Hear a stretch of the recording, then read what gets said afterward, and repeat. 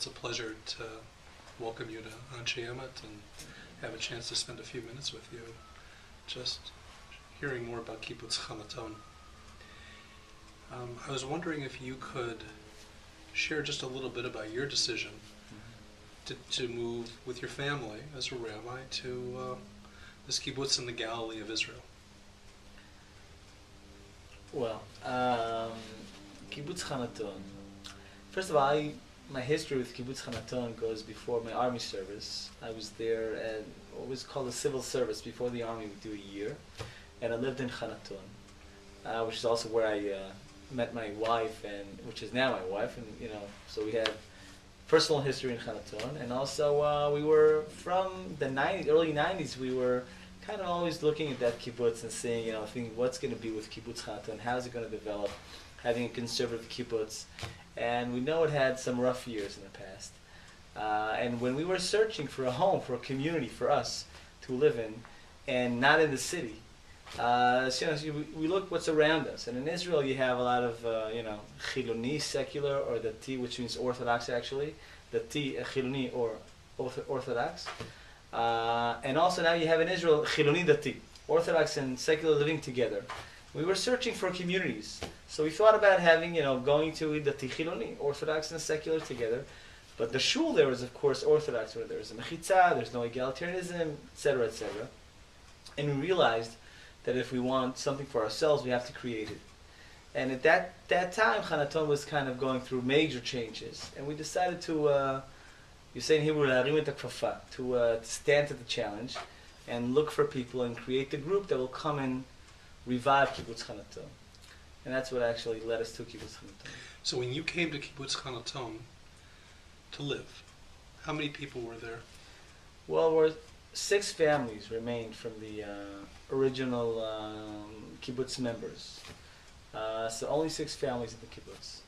And other people which were not connected to the kibbutz that were living around there. And that was it.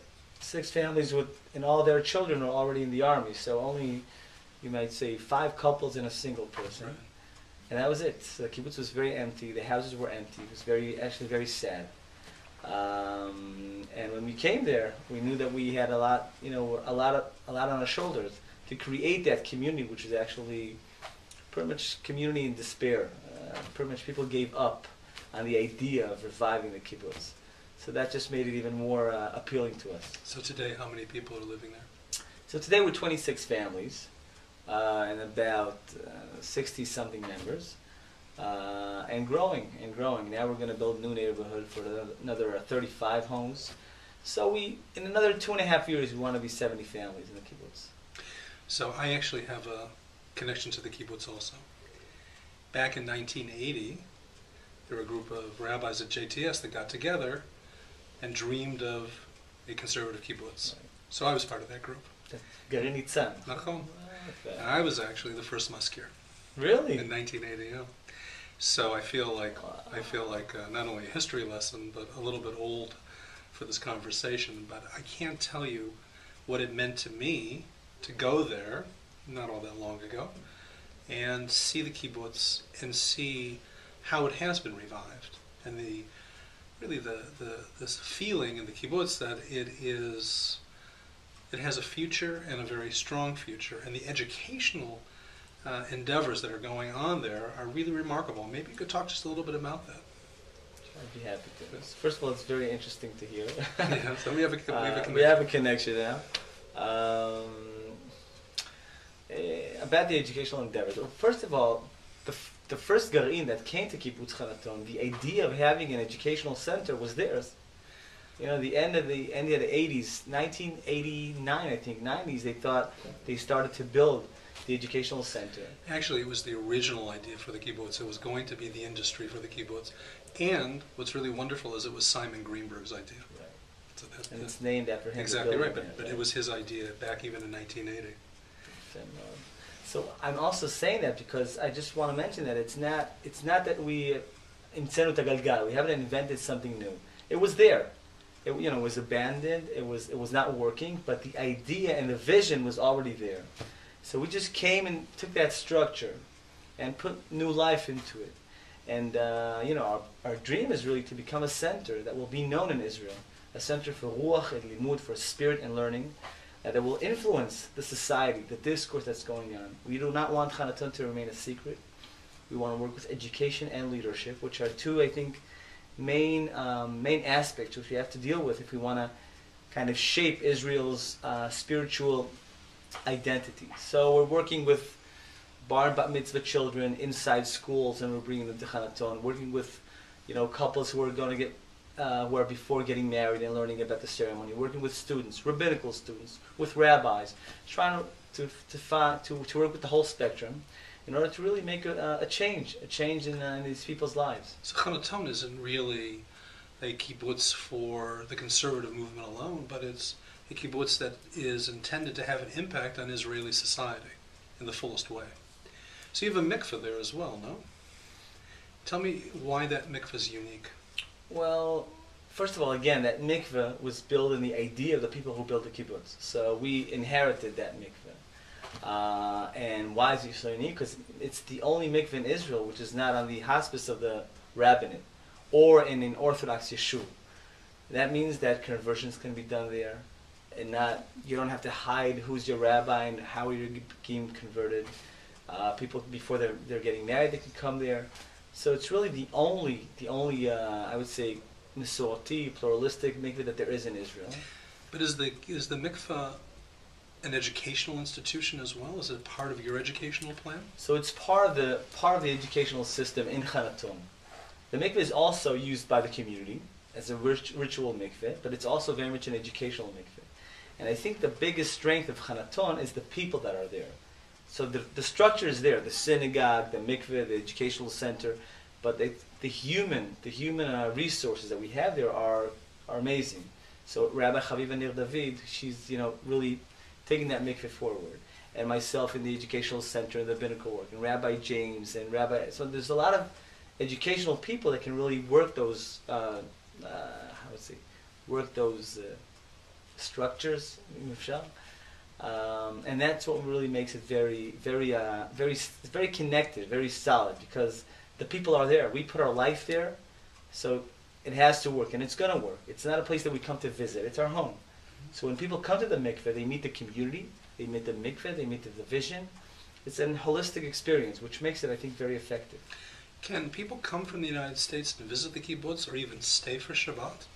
People are invited to come to the kibbutz. People can come, groups can come, synagogues, youth, what have you, may.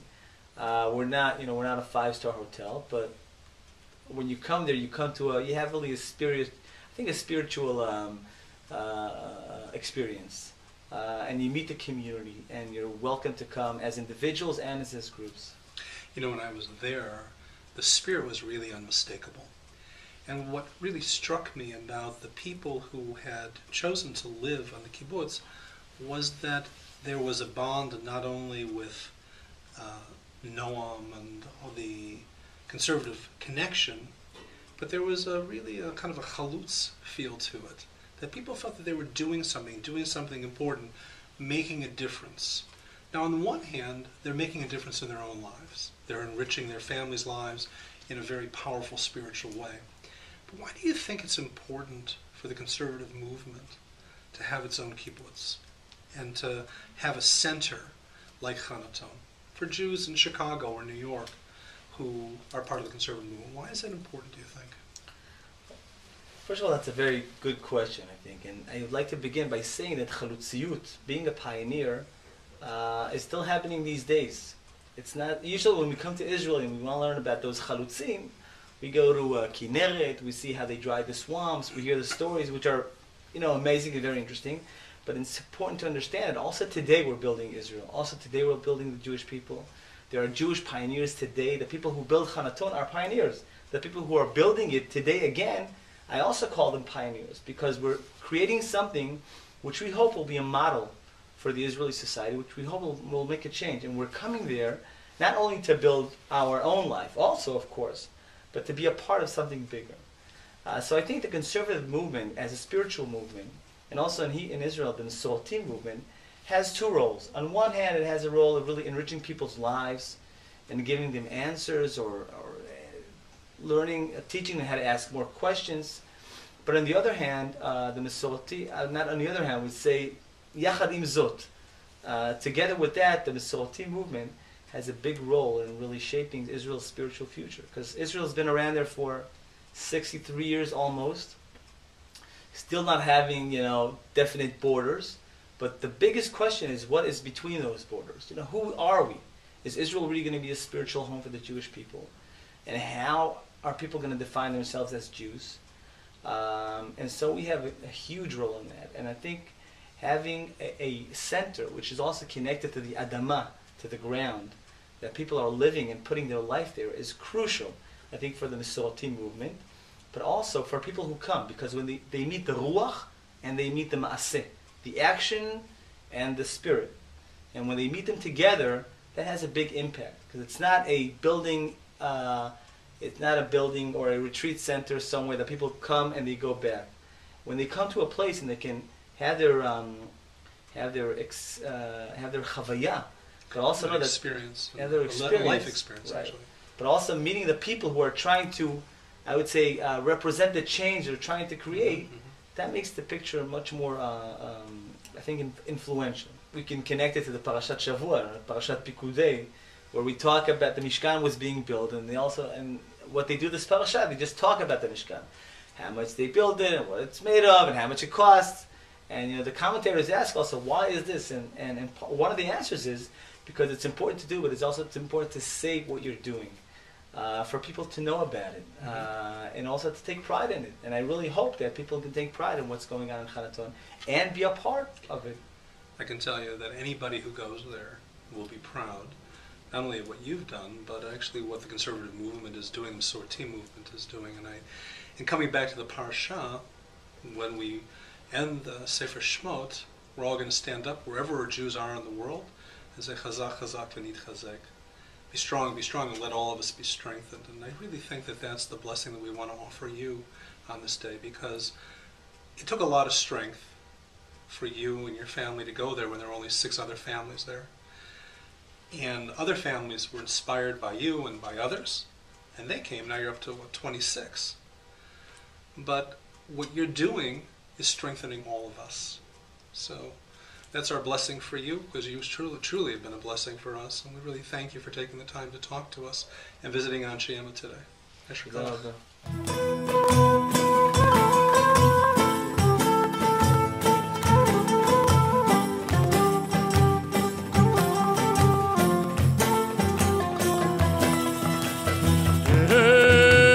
שיר המעלות בשלום